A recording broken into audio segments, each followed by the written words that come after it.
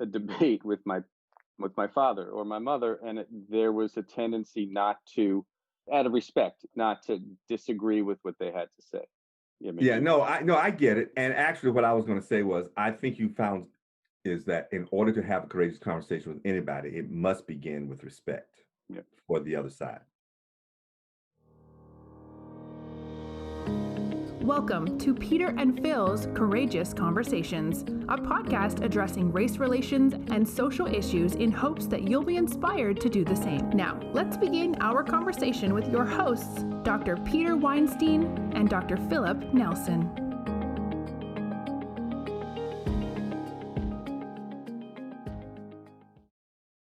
If you get out to the movies or if it shows up on TV, Sharon and I went to see a movie last week called The Purge. I can't stand. I don't even want to see that movie. It is painful. I bet. I just don't like the gratuitous violence. Yes, well, there's no lack of gratuitous violence, but the violence goes back to the conversation that we had a minute ago about the cult leader and fear and violence. Yes, I know. And that's how this could all erupt. See, I don't think people understand how insidious this threat of violence is. We are slowly evolving into a Russian culture. Oh, there's another discussion that you'd love to go into, wouldn't you? Back to the Yeah. Putin discussion. Thank you. I'm serious here. We don't have an Navalny yet. Yeah, but the difference is the Russian population doesn't have the guns that we have. That's true. So it's even worse then, because we've got the ammunition. That's right. And guess who has most of the guns? I don't have to guess. So I know you don't. If you look at the 25% of the people that the vicious vocal minority we were talking about, those are the Second Amendment people. 98% of them are gun owners. Now, I'm a gun owner too, but I haven't shot my gun in decades. I might even be a little scared to fire it now because I haven't oiled it, haven't done anything, right? I believe in the Second Amendment too. I don't have an AK-47, but I've always wanted to take my two sons, dress up in camouflage garb, and put up a billboard with the three of us with AK-47 saying, "We believe in the Second Amendment." But that serves no purpose other than to frighten people. Right. Even worse. As much as people think blacks are the source of most gun violence, we are outnumbered 10-1 when it comes to gun owners. From what I gather, up until recently, goes back to the Saturday night specials. I mean, it was just handgun violence that was the issue in the 60s and 70s. Yeah. We're way beyond handgun violence now. I know. I look at the portrayals of violence, and most of the violence is no longer handgun violence, except if you're holding up a store or something like that. I mean, handguns are self-protection and for fear and threat, but not, I mean, I would suggest that most deaths are not handgun related. Well, come on. AK-47s are war weapons. Yes. They're designed to kill people rapidly. Yes. And effectively. Yes. They weren't designed for self-defense. They were designed for offense. But we can't have that rational discussion. We can. It's just that you can't have it outside of the norm.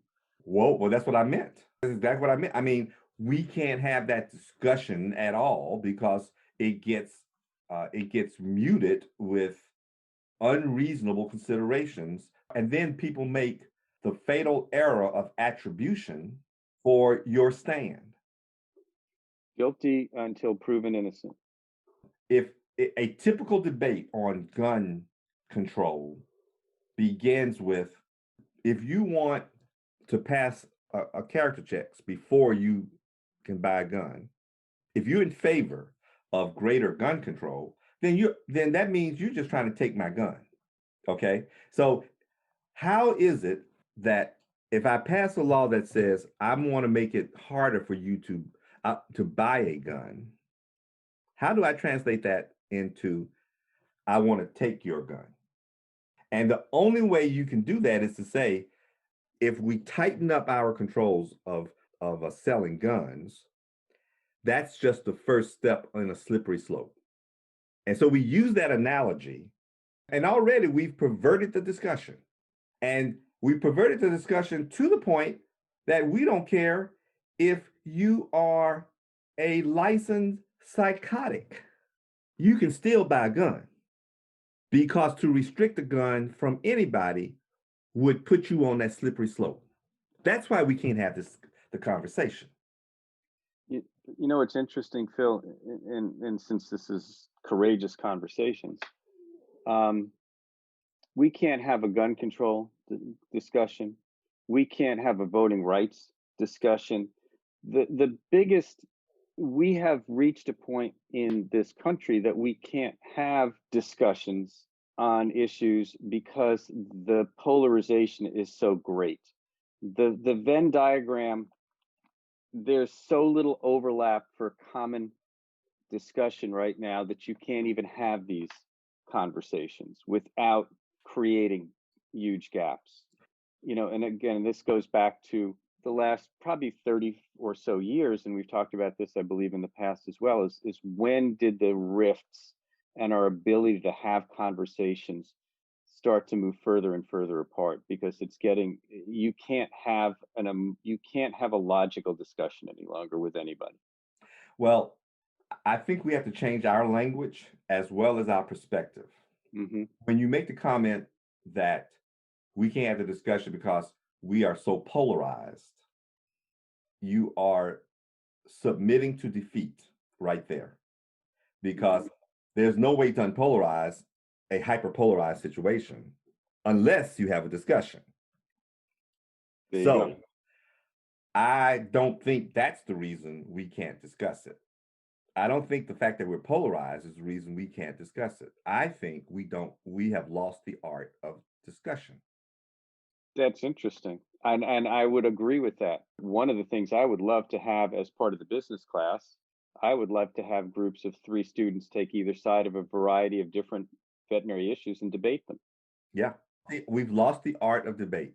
Look, Right. this country was founded in a polarized environment. But having difficult conversations, courageous conversations, isn't fun. No. Well, it is because I'm having them with you, but Yeah, well, but I, I don't know how to put it. I'm waiting for this. I know. For some reason, we can't insult each other. I think it's because deep down we realize we share a lot of the same views. And either I don't respect you enough to be insulted, or I love you so much that I know that even when you say something that irritates me or raises my hackles, I know you didn't mean it personally. I think it's respect. I think so too, but I didn't want to say it.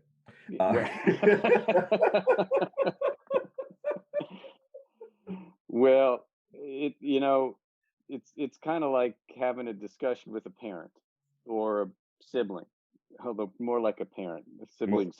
So I'm the parent? Is that what you're trying to say? I don't know. Yeah, I didn't think so. Thank you. Appreciate that.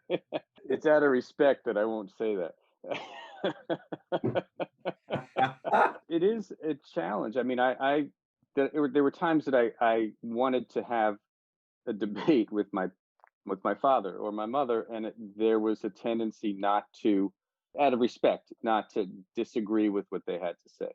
Yeah, no, I get it. And actually, what I was going to say was, I think you found is that in order to have a courageous conversation with anybody, it must begin with respect for the other side. If it doesn't, you can't have the debate. And if you don't point that out to your students, that look, this isn't a game.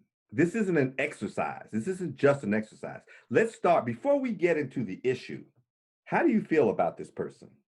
Do you respect this person? Ask yourself. Don't give me an answer. Just ask yourself. And if the answer is no, then this isn't going to turn out well. It will be interesting to couch things in that fashion. I have colleagues now that when they bring a problem to me, I have to stop and just make sure I look at this problem from their perspective out of respect for them. But if I believe that they're coming to me without good faith and can't accept an honest analysis and recommendation or judgment, then it's not going to go well because I don't respect the perspective that they're bringing. If I am comfortable that they want a solution and they think they have an idea what the solution should be, that's different. If we're all working to try to come up with a rational solution, even if it's a compromise, then we're working toward the same thing and the outcome will be better. But we respect each other because we know all we're trying to do is solve this problem. Yeah, well, if with respect you learn. Right. Without respect, without it, you just fight. Correct. Or without it, you ignore. There are some members of local, state, and national politics that respect each other no matter what side of the ledger they're on.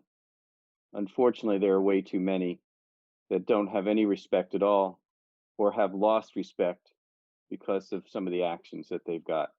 And well, for instance, I have very little respect for Mitch McConnell. I vote with you on that one. And that's because I watch him use the fatal error of attribution in just about every speech he gives. When he explains his positions, when he says we don't need a commission on the Capitol riots,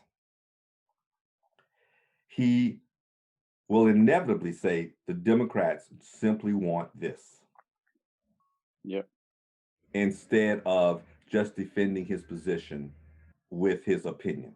And in assigning motive, he becomes both political and arrogant. He doesn't want to have the courageous conversation. No. Well, that's obvious when they won't even discuss the HR1 or HR4 bills in the Senate, let alone vote on it. And I always thought of politicians, before I understood, that's what politicians did, is they had good debates, they had good discussions, they presented facts, and they may not have agreed, but they were willing to listen to the other side. And I think one of the things that we're dealing with currently is both sides won't listen to each other. Yeah, well, that's the idealistic version of politics. Welcome to white privilege. Yeah, well, everybody thinks that the Constitution was originally written that way. Mm-hmm. All of our early movies showed the delegates from the 13 colonies coming together, and they showed how tough the discussions were, but they were debaters, right? What they didn't show was the dirty politics that went on at dinner time. Yeah. What they didn't show was how the Virginia Klan went to dinner and talked about the Massachusetts Klan, while the Massachusetts Klan was talking about the Maryland Klan, and the Maryland Klan was talking about the New York Klan. Yeah. And how they needed to get Georgia and Virginia together in order to get this phrase into the Constitution. So it's never been a simple debate. We've always had these dirty politics. Well, and they live on at all levels. At all levels. And the point is that I thought of several stories while you were talking. First of all, we have always been a polarized society. Secondly, we have always buried that polarization under the guise of civility or civil debate. There's nothing civil about debate. Debate is nothing but verbal war. But I prefer verbal war than actual violent war. And violence is all we have left if we can't debate. Thank you for joining us for another courageous conversation. Be sure to follow us and check back next week for more.